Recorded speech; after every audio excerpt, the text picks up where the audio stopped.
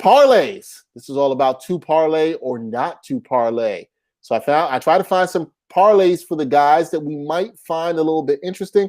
And would you play? Oh, this first one is crazy. Yeah, I knew. Last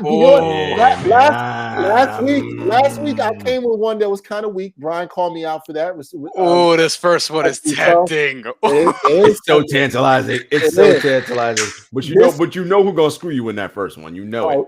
Yeah, you know who's gonna screw you. Let's get into it. Let's get into it. This is tantalizing, and I tried to come with some tantalizing parlays this week. The ones that might make you have to say, I don't know if I want to go there or not. This first one, Zion Williamson, Zach Lavine, and Malcolm Brogdon, all to score 25 plus points. Now we know Zion Williamson is playing against the Pacers, but also Malcolm Brogdon would be in that game as well. And Zach Lavine and the Bulls, they are playing, I forgot who they have tonight. They have the Magic. Just so you know the matchup. Thank you, Rob. That's 25 for Lavine. I mean, 25 on like 40 shots. Probably. It doesn't matter. It doesn't matter. But this is not a parlay about efficiency. All right? It's not a parlay about efficiency. Would you take this parlay or would you pass? Brian, you found this particularly interesting. I'll start with you. To parlay or not to parlay for this one? So it's interesting because, as Jarod points out, the guy who scares you here the most is Zach Lavine. Although I'm not fully confident, as much as I love Malcolm Brogdon, in the 25 points from Malcolm That's Brogdon. Who I was saying scares me the most is Brogdon. Oh, really? Yeah. Okay, so I thought it was Zach Lavine because, Brogdon. I mean, you know. But when it comes to Lavine gonna get his. But here's the thing. He's been very volatile, even though he averages 26 and a half, 27 points a game or so. Like Malcolm Brogdon's last 10 games. I'm looking at it right now. He scored 25 or more points in 4 of those games. One of them was a 36-point game, and the other was just around 25 or so, right? With Zach Lavine, I mean, it's a little more up and down because right here you have, first of all, in the last 10, there's a 45-point game there. There's a 35, then there's a 10. He went from 35 to fucking 10, right? Then 33, 25, 21, 30, 26, 21, 24. And it's like, I just don't quite know. And against the Magic, he could have the 9-point Fred VanVleet game or he could have the 53-point Fred VanVleet game. I just don't know because the NBA has been like that this year. But this is very tempting. It's something that I wouldn't put a lot on it, but I would put a couple on it. I would, because, and I feel I'm a little worried about even Zion because like they're playing Indiana. That game could be ugly. That game could be slow pace or whatever. A plotting game. Sabonis is there. Miles Turner is there. That could be difficult. But Zion has showed that it kind of doesn't matter on most nights. He's just going to get his 27, whether it has to be on 18 shots, 25 shots, or whatever the case may be. He'll figure it out. I'm most confident about Zion there, which says a lot about the other two in terms of getting to 25 points. But this is something that I will put a little bit on. It's a good parlay. Okay. You put a little bit of money on this. Although the way you talked about Zach Lavine sounded like you were talking like he was the Clippers of NBA players. Murph. That's where he should get traded to. Why not? Interesting. Murph, you put some money down on this, or is this a stay away from? Also want to let you know you can see this right below. The odds on this are plus 650. So put a little money, yes or no, on this parlay. Yeah, why not? Because of that plus 650, it's enticing. I put a couple of dollars on it. Zion. I mean, first of all, 25 is a lot of points. So all 3 of these dudes might not get 25, and it wouldn't be all that surprising. But Zion, he's been playing really well as of late. He's kind of figuring out, where he can get his points. He's not taking outside shots. He's very content, and he's been putting up big numbers in the paint.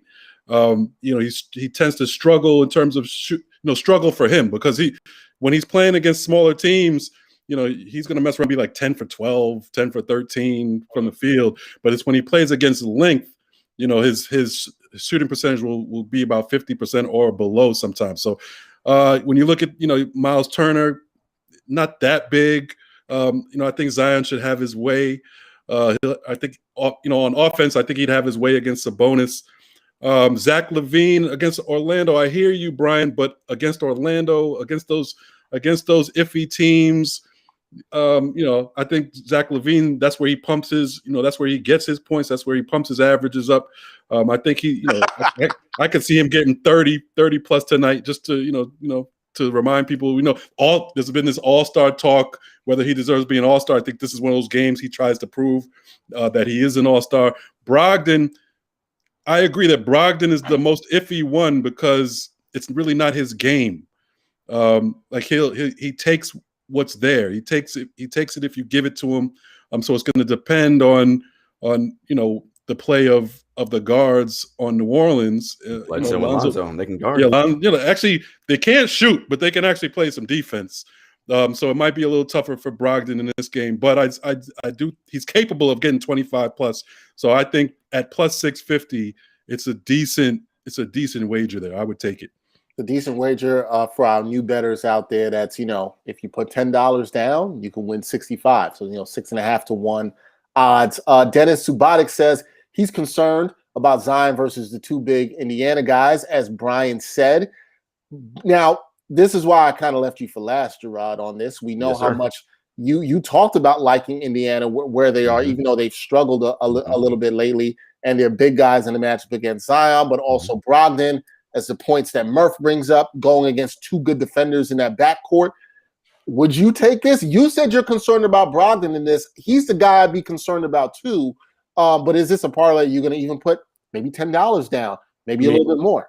So when we're talking about betting, guys, it's always about value, right? I mean, this is a good value bet. Plus 650. Again, $10, you're getting 65. If you got, if you're talking about your, I got a couple dollars to play with tonight, tossing 10 or 20 on here, you might get yourself in the money. So not a bad bet parlay wise. Now, if you're looking at odds for it to happen, the reason why you're getting such good value is because 25 points a game or 25 plus points, which means they have to score 26, is a lot of points. Do you guys know how many players in the league right now are averaging more than 25 points a game? Probably 8. No, it's more than that. More than that? Averaging 25 or more is 15. I was going to say 15. Literally what I was going to say. And the only one in that crew who's averaging 25 or more is Zach Lavine. Nobody else. So again, you think, it's just 6 points a quarter. 6 points a quarter in the NBA is hard as shit. Okay, like it's not anymore. It's not that easy. Unless you're playing the Brooklyn Nets every time. Right. And to your point, with the way that the two bigs play for Indiana, it's going to be tough. But again, for a value, if you've got 10, 20, and you're looking at your allotment for the night, and you're like, when we'll talk about our 100 later, 10 or 20 bucks may not be a bad way to spend this. Yeah, might not be on this one. This is a really interesting one. And I knew Brian said from the jump he was intrigued. But on to our next parlay. This one, the odds are a little higher. Plus 950 for this one, guys. Kawhi Leonard and Devin Booker, got a clipper in there, and Devin Booker, both to score 30-plus points. Could like the odds on this. Murph, I'll start with you. We got a clipper in here. Kawhi Leonard, not Paul George. He might trust him a little bit more. Would you take this parlay or not? Devin Booker hasn't really been putting up numbers like that this season. I guess he's been playing the consummate team game. We all know he's capable of scoring 30 plus points, but he seems like he's been intent, on playing unselfishly and playing the right way. And Phoenix has been the better for it. So I'm a little worried about Booker. Kawhi, I could easily see him, getting over 30 today. He's actually scored over 30 or more in 4 of the past 7 games. So Kawhi, it's very possible, especially against a decimated Celtics team like we talked about before. But it's just the Booker situation I'm worried about. So this is kind of a stay away. What are the odds on this again? 950 plus 950. Well, forget what I said. I put a couple dollars over. and really, you're just hoping that Devin Booker goes off tonight, which is possible. So. Well, our man John Venner on here watching says that he's due. So if you go by the logic of you said Kawhi scored over 30 in 4 of the last 7 games, John Venner says that he is due. Maybe he's due. You throw a couple dollars in here, you put $10, you win it, you get 95. Not that bad. Brian, I know our boy Greg, who's watching, is part of the Devin Booker fan club, so I know what he's going to say. He'll bet on this. Brian, would you take this parlay, or is this one you stay away from? 30 is tough. 30 is tough for both of these guys, but especially for Devin Booker, who's kind of been he hasn't really taken the leap I expected so far this season. Now he's also was in and out of the lineup at some point, but now he's back. 30 points is tougher for me, and this is plus 950 for a reason. This is something that if I were to put something on it, I would put $1. I wouldn't feel as great about it. I actually feel more confident about the other parlay we were talking about because we've seen Kawhi Leonard have great games and finish with 28, 7, and 6. That's sort of a regular thing that happens. Devin Booker hasn't had many point games this season. This is one that I would stay away from and just keep my money.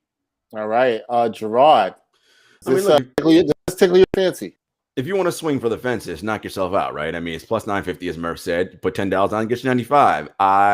30 points is a lot. And not only that, as Greg has mentioned, the Phoenix Suns are more of an egalitarian offense right now. It ain't all about Devin Booker. Bridges is scoring. Chris is passing the ball. They're getting DeAndre Ayton to eat. It's more of a let everybody else get involved. So 30 points is a lot for Book to get. And again, it's 30 plus, right? So, and Kawhi, again, look, this could be a blowout. He could be sitting in the fourth quarter with 26 points, right? So, I mean, it's again, but if you got $10, you're like, all right, I got to finish out my 100 or whatever I'm doing. Knock yourself out, but I wouldn't be confident this is going to happen. The interesting thing is we're trying to use logic in this. Our man John Fenner says he hates logic, but we know that he just bets with his heart.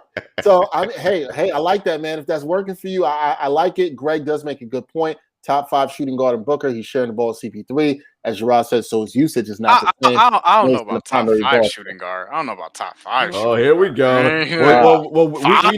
We know Brian thinks Tyler Hero's already better. No, he does. Not yet. Not yet. You know what, guys? You know what not yet means? Tomorrow. Yes. Tomorrow. That's what it means from tomorrow. Tomorrow he'll be better. All right. Our next parlay or not to parlay. This is what Jarod's voice starting this up. The real MVP. Oh no.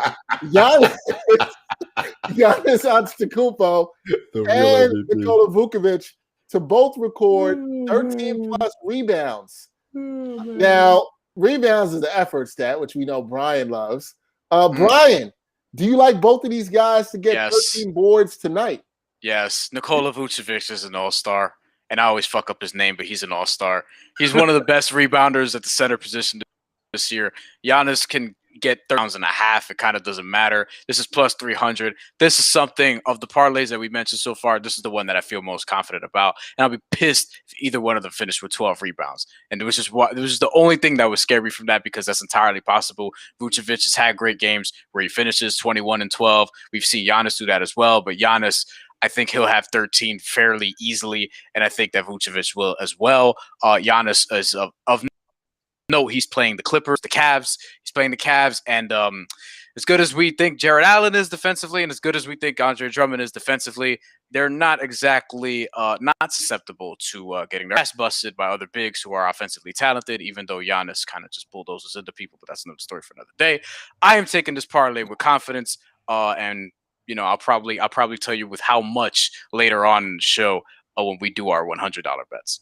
Okay, we'll figure out how much confidence that is. Giannis is averaging 11.2 boards per game. So is Vucevic. So they got to go a little bit above the average to get this done. Jarod, what say you on this bet? Will the real MVP come through? Yeah, so the real MVP. Will the real MVP please stand up? Look, LeBron James. Or could be Nikola Jokic.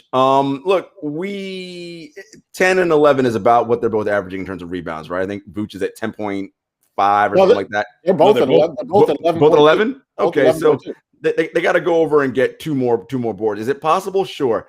As much as I think Giannis can do his thing, look, if it's one thing Drummond and Jarrett Allen do is grab boards, right? So it ain't going to be easier than just be up in here snatching boards all night. But it's plus 300, so, which tells me that Vegas is like, it's going to be right around, right? But you know what's going to end up happening? They're going to have 12, and then they're going to sit in the last minute and get subbed out offense, defense, and you're going to be sitting here mad like, man, fuck, why did I spend money on this? So for me, I'm like, I'm all good. Stay away. Murph, you sound like you're in agreement on that. This is a stay away for you? Yeah, it's a stay away. The plus 300 is just not enough for me. Like you said, they both average 11 rebounds a game. Vucevic actually has had over 13 rebounds his last 2 games, so he's due. Talk about due. He's due not to do that this game. 3 games in a row. Giannis coming off a 14 rebound game. The whole Milwaukee playing against Cleveland. I could see Milwaukee blowing them out as they do a lot of teams. They blow out a lot of average teams. So I could see him sitting the last quarter or so and ended up with like 9 rebounds. So I would stay away from this. The plus 300 is just not enough for me. Mm-hmm. All right, not enticing enough for you to do it. Yeah, both those guys being around 11 rebounds, and Murph, you bring up the trends of what they've been doing. Vooch last 2 games, 13. I agree. I think he's due to go the other way. I'd stay away from this. Look, I'm with you on this, Murph. If the odds were a little bit higher, if we're talking probably a plus 450 on this, I'm a little bit more tantalized to do this one, but I'd stay away from this one. Now, this next one's interesting because it involves the Clippers again. Oh, yeah. Clippers and Pistons. Yes, people, we're talking about the Pistons. Both to win. All right. Clippers, we know they are playing the Celtics. The Pistons are in the Valley of the Sun to play Phoenix. I don't know if they can come up with a win. Maybe somebody believes in this. The odds on this parlay are plus 450, which is right around that mark, where it's just tantalizing enough that you might want to do this. Murph, this involves your Clippers.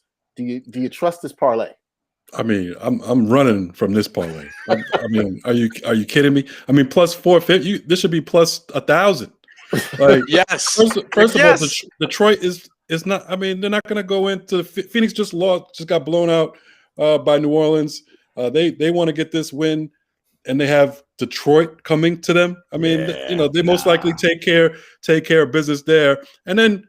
The Clippers, you want me to put money and trust the Clippers to win a game after I put money on them? Like if I don't put money on them, they might win the game. They probably win the game. If I do put money on them, they're losing the game. Okay, they just are. They can't be trusted. Run away from this parlay. Don't do it. I'm telling you right now. Brian, are you running away as quickly as Murph is from this parlay? Yeah, I'm getting the fuck out of here for sure. Like, I totally agree with what Murph said. Plus 450 for a Pistons victory at a Western Conference team is just too low. And on top of that, the Clippers against the Celtics, who, yes, without Jaylen Brown, but like, would we really be surprised if the Clippers were to win or lose this game rather to the Celtics? No, we wouldn't be. So I think that. Like, I'm just not confident in this beating anyone outside of maybe Minnesota, Washington, Miami to where they're playing now. But I'm not going to bet on Jeremy Grant. So, no, I'm not taking parlay. Woo! And let me just say, I'm reading this comment that Greg put up. Pistons' second option is Blake Griffin. He's in the league still? Holy shit. God, actually, damn, I think more attention. I actually think it's Mason Plumlee. I'm not even joking. I think it's Mason Plumlee or DeLon Wright. That's not good. And Dennis with interesting stat: the Pistons are 8-0 versus the Suns in their last 8, which means the Suns are due. All right, that's what that means. 8-1 ain't bad either. Watch the Pistons win now. I'm gonna look up. It's gonna be 11:58 p.m. I'm gonna look up at the ticker. It's gonna be 109-94 Pistons final. I'm gonna be pissed. Yeah, they definitely win it now. Plus 450 is not enough for me. I'm like, nah, I don't trust Detroit in this parlay. Nobody Detroit in this parlay at all. If I didn't know if that stat is correct, Dennis, I'm not saying that you're wrong. You're probably right on this. Pistons have swept. Well, they did beat the Suns in Detroit earlier this year. So they want a little payback. So Suns gonna come back, a little payback, and bust ass. So they've at least swept the season series the last 3 years. Who's the Pistons' first option again? Is it Grant? Jeremy Grant, yeah. He's averaging like 23, 6, and 6. Something. I mean, I like Jeremy Grant, but first option, get out of here with it. Man. No. All right.